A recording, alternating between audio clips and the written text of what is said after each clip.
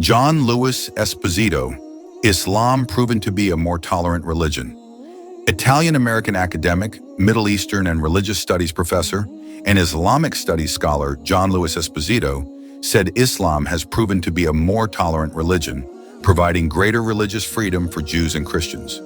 This was proven when the Islamic countries conquered Byzantium and Persia. In the book entitled The Islamic Threat, Myth or Reality, or The Islamic Threat, Myth or Reality, John L. Esposito explains that the native inhabitants of territories conquered by Muslims can be classified into three large scriptural, people of the book, communities: Christians, Jews, and Zoroaster.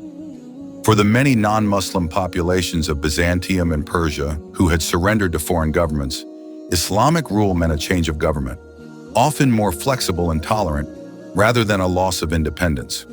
Many of these residents enjoy greater local autonomy and often pay lower taxes. The Arab territories once captured by Byzantium replaced the Greco-Roman governments with new Arab leaders, fellow Semites who shared linguistic and cultural affinities with the population. Islam has proven to be a more tolerant religion, providing greater religious freedom for Jews and Christians, said John L. Esposito. Most of the local Christian churches had previously been labeled heretical by foreign Orthodox Christians. It was for these reasons that some Jews and Christians helped the invading Islamic armies. Continued Professor of Religion, International Affairs and Islamic Studies at Georgetown University in Washington, D.C., the Francis Peters, as quoted by John L. Esposito, has observed, "The conquest did little damage. What they suppressed were royal rivalries and sectarian strife among the conquered populations. Muslims tolerate Christianity but make it unestablished. Therefore, the life and devotional system, politics and theology of Christians become private matters, not public affairs." With that irony, Islam reduces the status of Christians to what they, Christians, previously did to Jews, with one difference.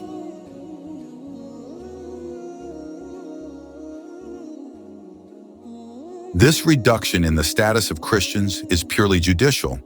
It is not accompanied by systematic pursuit or killing, and is generally not carried out with low behavior, although this does not happen in every place and at every time. According to Esposito, Muslim rulers tended not to change the bureaucracy and government institutions. Religious people are free to practice their religion, and their internal affairs are regulated by the law and their religious leaders. Religious communities are required to pay head tax, head poll tax, and in return protection and peace are their right. Thus they are known as protected persons. Islam's ideal was to create a world where, under Muslim rulers, idolatry and paganism were eradicated, and all the people of the book could live in a society guided and protected by Islamic rule. If Islam is considered the final and perfect religion of God, then other people must be invited, first through persuasion without using the sword, to convert to Islam, said John L. Esposito. Thus, he said again, non-Muslims were given three choices. 1. Convert to Islam and become full members of the Ummah. 2. Remain in their respective religions and pay the head tax. 3. If they reject Islam or protected status, then fighting is permissible until Islamic rules are accepted. Islamic civilization, according to John Louis Esposito. John Louis Esposito said Muslims spread their religion. It turns out that they are not only people who are good at doing things, but also study hard.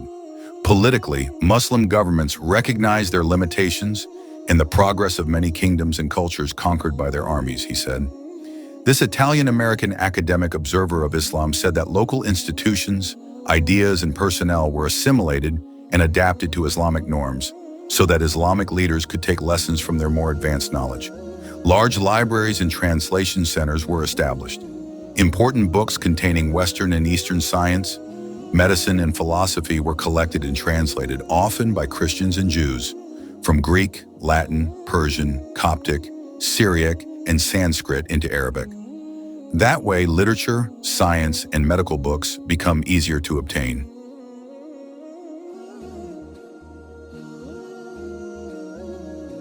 The age of translation was followed by a period of great creativity, as new generations of learned Muslim scientists and thinkers now built on the knowledge they had acquired and made their contributions to the field of scientific pursuit. The process of Islamicizing these traditions has gone further than just integrating and improving. It has generated extraordinary creative energy, said Professor of Religion, International Affairs and Islamic Studies at Georgetown University in Washington, D.C. The period of the Caliphate, was one of cultural development. That was the time of the great figures of philosophy and science: Ibn Sina, Ibn Rushd, Al-Farabi. The main centers of learning, with large libraries, emerged in Cordova, Palermo, Nishapur, Cairo, Baghdad, Damascus, and Bukhara, surpassed Europe, which was immersed in the Dark Ages. The cultural and political life of Muslims and non-Muslims in Islamic kingdoms and countries was carried out within the framework of Islam and the Arabic language. Despite religious differences in tribe, new ideas and practices were Islamized and Arabized. Islamic civilization is a product of dynamics and a creative process of change in which Muslims borrow from other cultures freely. This shows the openness and self-confidence that arise from the position of being a ruler, not a servant, a conqueror, and not a conquered one. In contrast to the 20th century, Muslims at that time felt in control and safe. They feel free to borrow from the West because their identity and autonomy are not threatened by the threat of political and cultural domination. They borrowed, but they also gave the West an inheritance. Previous patterns of cultural traffic were reversed when Europe, emerging from the Dark Ages, transformed Muslim centers of learning with the aim of recovering lost heritage and learning from Islamic advances in mathematics and medicine. Zirenia.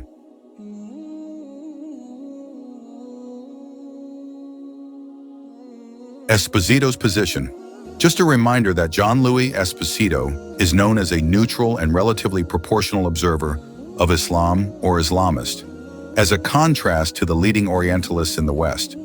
Esposito is also known as an intellectual who is very active in voicing civilizational dialogue between religious communities, especially between Islam and Christianity. He is also known as a very productive writer who is critical of studies conducted by Islamic experts in the West and has produced dozens of works in the form of books, hundreds of articles, research on Islam, which have become important references for Muslim and Western scholars in general. Some of Esposito's most important works are the book The Islamic Threat, Myth or Reality. In this book, Esposito takes a different stance from Islamic experts in the West in seeing the rise of Islam and refutes the theory of Islamic experts in the West who stated that Islam was a new threat after the fall of communism.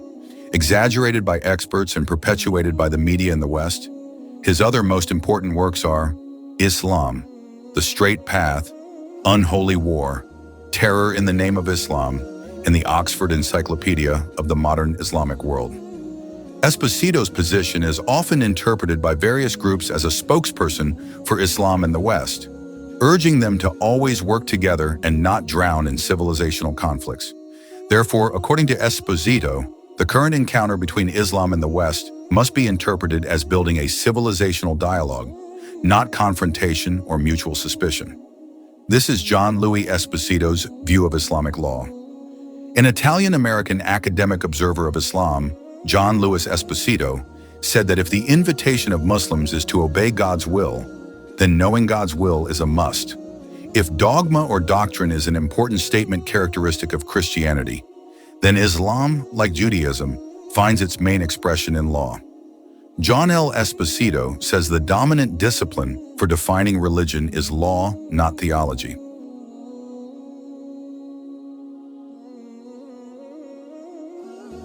For Islamic jurists, God's revelation and apostolic examples are the starting point for observing and implementing God's will in every aspect of life, said Professor of Religion, International Affairs, and Islamic Studies at Georgetown University in Washington, D.C. According to him, both the messages of the Quran and the Sunnah of the Prophet show the completeness of the Islamic way of life, its general and individual dimensions. In the centuries since the death of the Prophet Muhammad, he said, Muslims had codified their way of life. Devout Muslims, concerned at the unbridled power of Muslim governments and the uncritical infiltration and assimilation of foreign practices, sought to misrepresent God's law with the aim of perpetuating God's true ways and limiting the power of the caliphs. Based on the Quran and the example of the Prophet and using customs and reason, legal experts gave birth to schools of law, fiqh, which were spread in many major Islamic cities: Mecca, Medina, Damascus, Baghdad, Kufa. Although their aims were the same and based on the same sources of revelation, their conclusions often reflected different geographic contexts and customs, as well as intellectual orientations. Of the many schools of law that emerged, some of them, Hanafi, Maliki, Shafi'i, Hanbali, and Jafari, continue to live and survive. Islamic law provides the blueprint for a good society, the Islamic ideal. Therefore, Sharia, or God's way, is a series of general principles, directions, and values revealed by God to establish detailed rules and methods, which are in turn applied by judges, qadi, in religious courts.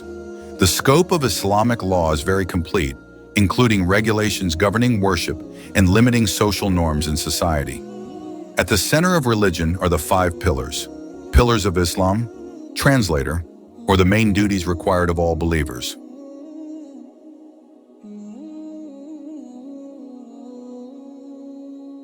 1. The Shahada is a sign of a person's entry into Islamic society. There is no God except Allah, and Muhammad is the messenger of Allah. 2. Pray 5 times a day at specified times and perform Friday prayers. 3rd Zakat, 2.5% of a Muslim's wealth, which must be distributed to the poor not out of generosity, but as a religious obligation of every Muslim to his less fortunate religious brothers. 4th, fast from dawn until dusk for 1 month in the month of Ramadan. 5.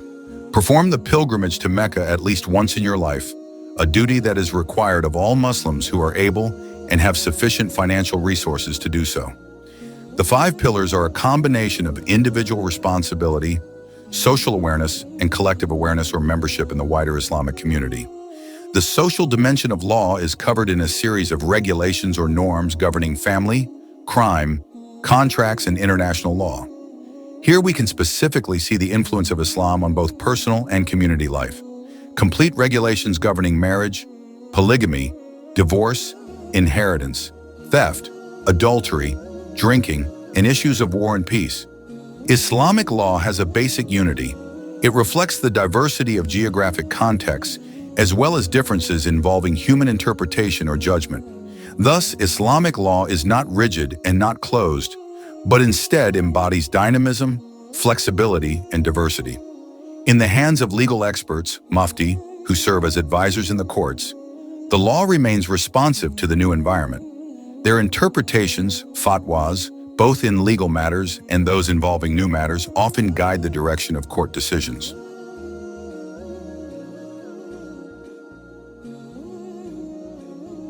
However, in the 10th century, Islamic law did tend to become more rigid because many legal experts concluded that the main points of God's law had been adequately described in legal texts.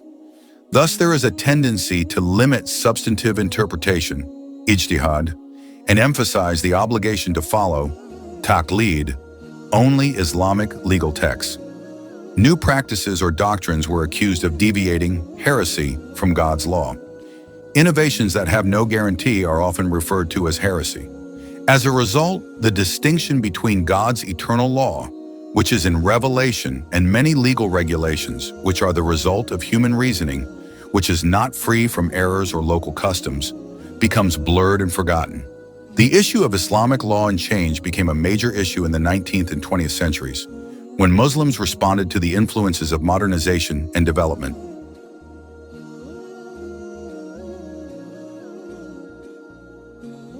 Spokesman. Just a reminder that John Louis Esposito is known as a neutral and relatively proportional observer of Islam or Islamist, as a contrast to the leading Orientalists in the West.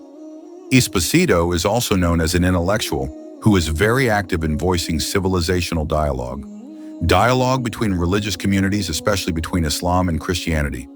He is also known as a very productive writer who is critical of studies conducted by Islamic experts in the West and has produced dozens of works in the form of books, hundreds of articles, research on Islam, which have become important references for Muslim and Western scholars in general. Some of Esposito's most important works are the book The Islamic Threat, Myth or Reality. In this book, Esposito takes a different stance from Islamic experts in the West in seeing the rise of Islam and refutes the theory of Islamic experts in the West who stated that Islam was a new threat after the fall of communism, exaggerated by experts and perpetuated by the media in the West. His other most important works are Islam, The Straight Path, Unholy War, Terror in the Name of Islam, and the Oxford Encyclopedia of the Modern Islamic World. Esposito's position is often interpreted by various groups as a spokesperson for Islam in the West, urging them to always work together and not drown in civilizational conflicts. Therefore, according to Esposito, the current encounter between Islam and the West must be interpreted as building a civilizational dialogue, not confrontation or mutual suspicion.